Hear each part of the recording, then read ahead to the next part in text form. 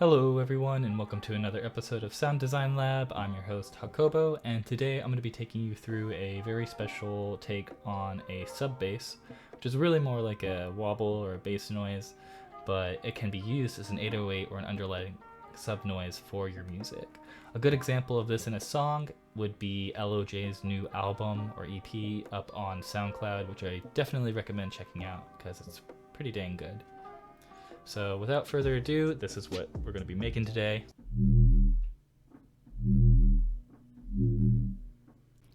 If you're using a laptop or phone to listen today, I recommend trying to find a headset or desktop speaker system because we are going to be in the low frequencies a lot today. So let's go ahead and dive right in. We have both our oscillators on today as always and are going to be using a sine wave along with the harmonic morph in oscillator B. Then we're going to go ahead and turn oscillator B up 2 octaves, turn the levels down on both, and then we're going to do something a little different today. We're going to be going to unison and just knocking up our unison all the way. Sounds good.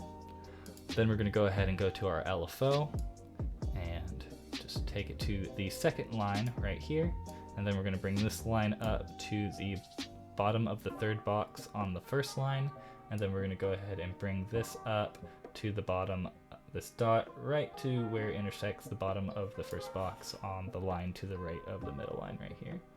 Then we're going to go ahead and bring this down to 1/2 and then put this on envelope, actually not trigger, because we only want it to play once through. Then we're going to go ahead and turn on our FM from B and go ahead and take our LFO and bring it down to 40. And we're going to keep the FM from B at 0% right here. And then let's go ahead and give that a listen. Oh, we can't yet because we still need to modulate the level right here all the way. And let's go ahead and give that a listen. So already we have a really cool sound just from that.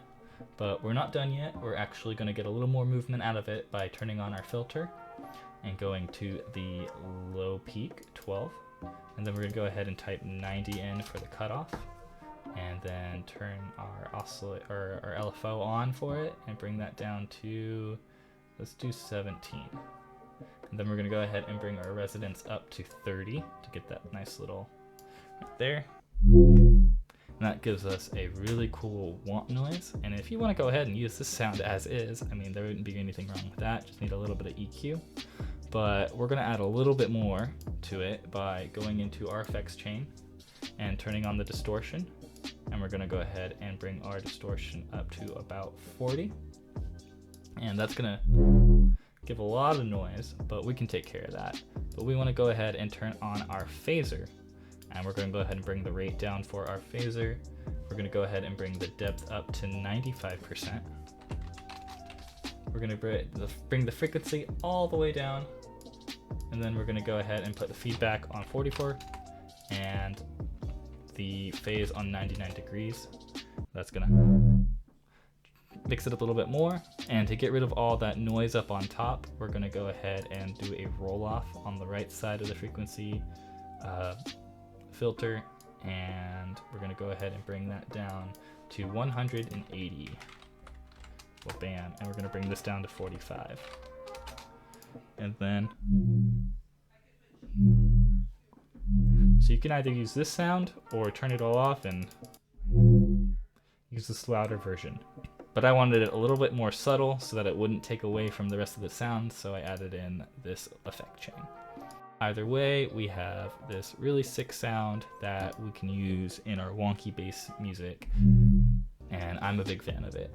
So if you've watched this far, thank you so much for watching, and be sure to catch me on the next one.